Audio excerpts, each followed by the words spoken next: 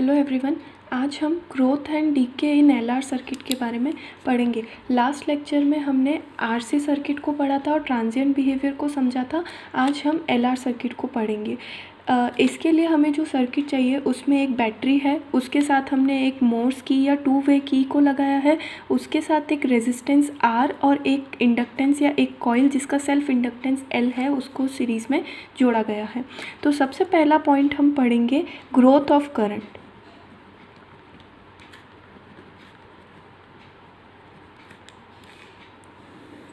इसके लिए हम सबसे पहले जो की है हमारी मोर्स की या टू वे की के को हम ए के साथ कनेक्ट कर देंगे।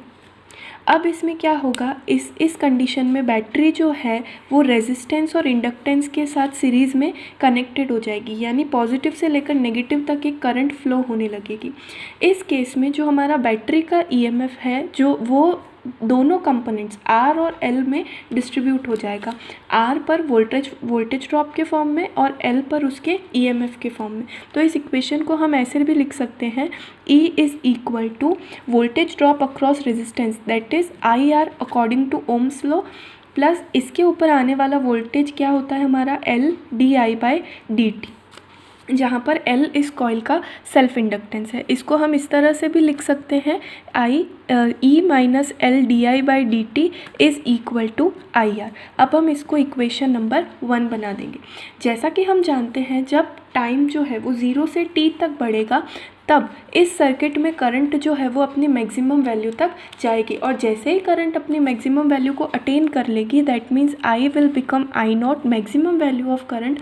उस कंडीशन में D I by D T is equal to 0 हो जाएगा, यानी करंट के बढ़ने की जो रेट है वो 0 हो जाएगी। तो अगर हम इस कंडीशन को इक्वेशन नंबर 1 में अप्लाई करें तो इससे हमें मिलेगा I is equal to I naught. तो E को हम एज इट इज़ रखें I naught R plus D I by D T जो है वो हमारा हो जाएगा 0। तो इससे हमें E की वैल्यू मिलेगी, E is equal to I naught are.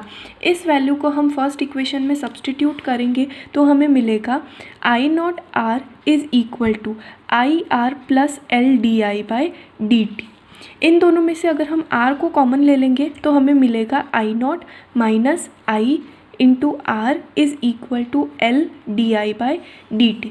अब इस इक्वेशन को यूज़ करते हुए हमें I की वैल्यू को कैलकुलेट करना है। तो अब हम इसको रीअरेंज करके और इंटीग्रेट करेंगे। तो रीअरेंज करने पर हो जाएगा D I upon I naught minus I, और इस तरफ हो जाएगा R by L into D T. तो अब हम अगर इस इक्वेशन को रीअरेंज करें तो हमें मिलेगा डी आई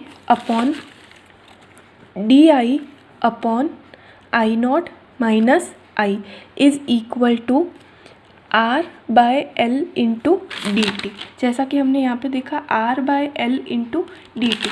अब हम दोनों इक्वेशंस को इंटीग्रेट कर लेंगे।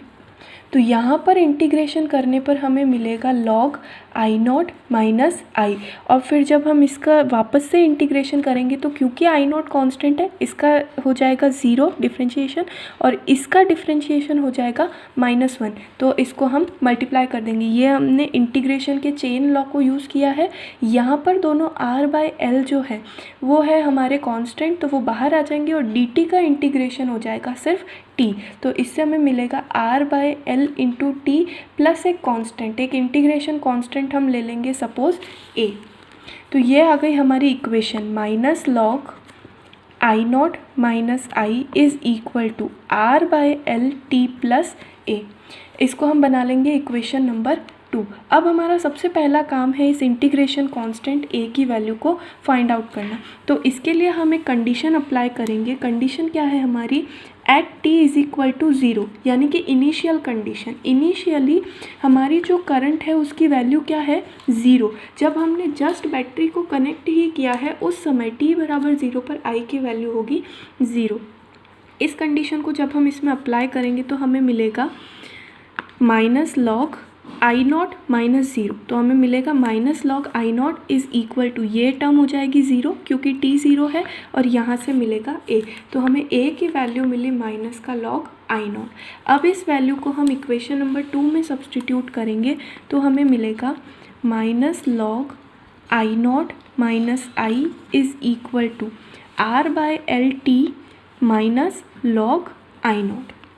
अब हम इस वाली टर्म को यहाँ पर लाएंगे इस तरफ, तो ये हो जाएगा minus log I naught minus I plus log I naught is equal to R by L T. अब हम पूरी इक्वेशन को नेगेटिव से मल्टीप्लाई कर देंगे, तो ये बन जाएगा log I naught minus I minus log I naught is equal to minus R by L into T. अब यहाँ पर लॉग का फॉर्मूला लगेगा, तो ये कन्वर्ट हो जाएगा log I naught minus I upon I is equal to minus R by L T. इस इक्वेशन का हम एंटी लॉग ले लेंगे, तो ये चीज़ हो जाएगी I naught minus I upon I is equal to E to the power minus R by L into T. यहाँ पर लॉग नहीं था तो ये ई में कन्वर्ट हो गया, और यहाँ पर लॉग जो था वो एंटी लॉग से कैंसिल आउट हो गया। अब हमें मिलेगा, सॉरी यहाँ पर आई नॉट है, तो अब हमें मिलेगा, इसको हम थोड़ा सॉल्व करेंगे तो हमें मिलेगा I naught upon I naught is 1 minus I upon I naught is equal to E to the power minus R by L T.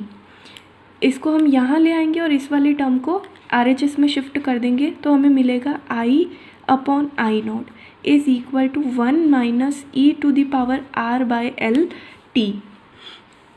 हमने इस वाले टर्म को यहाँ ले आए माइनस में और इसको यहाँ पॉजिटिव में ले आए।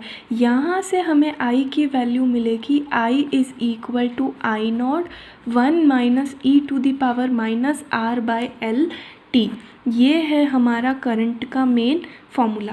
इससे ये पता चलता है कि करंट जो है वो टाइम के रेस्पेक्ट में एक्सपोनेंशियली चेंज हो रही है, और ये एक्सपोनेंशियल चेंज भी कैसा है, ग्रोथ, यानी कि जैसे जैसे टाइम बढ़ेगा वैसे वैसे करंट की वैल्यू एक्सपोनेंशियली इंक्रीज़ होगी। इसको हम ऐसे भी समझ सकते हैं, exponential to the power minus R by L T, यानी कि जैसे जैसे e to the power minus X, suppose इसको हमने x मान लिया, तो इसकी value tends to zero, e to the power minus X tends to zero when x tends to infinity, यानी जैसे जैसे नेगेटिव पावर की वैल्यू बढ़ती है वैसे वैसे उसमें एक्सपोनेंशियल की वैल्यू टेंड्स टू ज़ीरो होती जाती है। और जब यहाँ पर इस टर्म की वैल्यू धीरे धीरे ज़ीरो के नज़दीक जाएगी तो ये जो है टर्म वो आई नॉट के पास में आती जाएगी। इसका मतलब बेसिकली ये है, जैसे जैसे t की वैल्यू बढ़ेगी i tends to I naught, यानी t की वैल्यू बढ़ने पर i जो है वो धीरे धीरे बढ़ करके अपनी मैक्सिमम वैल्यू की तरफ जाएगी। इसका मतलब ये है कि जैसे ही t अपनी मैक्सिमम वैल्यू तक पहुंच जाएगा तब i भी अपनी मैक्सिमम वैल्यू आई नॉट पर पहुंच जाएगी।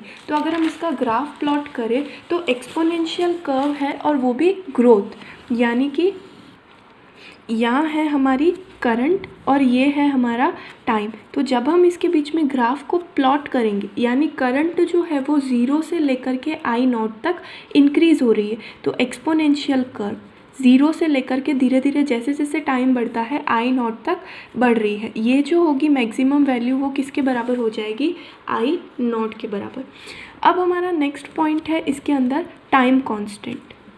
तो टाइम कांस्टेंट को कैलकुलेट करने के लिए, जैसा मैंने आपको पहले भी बताया था, टाइम कांस्टेंट को कैलकुलेट करने के लिए हमें e की पावर को हमेशा 1 बनाना होता है। तो इस इक्वेशन को हम लिख लेते हैं, i is equal to I naught 1 minus E to the power minus R by L into T.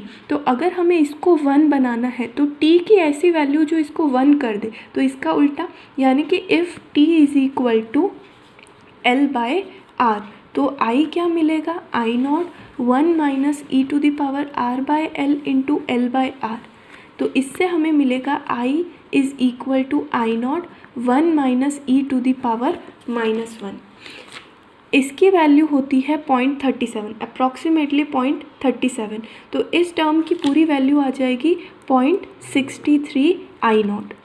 तो तो टाइम कांस्टेंट दैट मीन्स ऐसा टाइम पीरियड जिसमें करंट की वैल्यू बढ़ करके अपनी मैक्सिमम वैल्यू का 0.63 पार्ट, या फिर इसको हम ऐसे भी कह सकते हैं टाइम कांस्टेंट वो टाइम पीरियड जिसमें करंट बढ़ करके अपनी मैक्सिमम वैल्यू का 63% हो जाए, उस टाइम पीरियड को हम कहते हैं टाइम कांस्टेंट। और आरएल सर्किट के लिए टाइम कांस्टेंट जिसे हम टाउ से डिनोट करते हैं वो किसके बराबर होता है, L/R के बराबर होता है। ठीक है।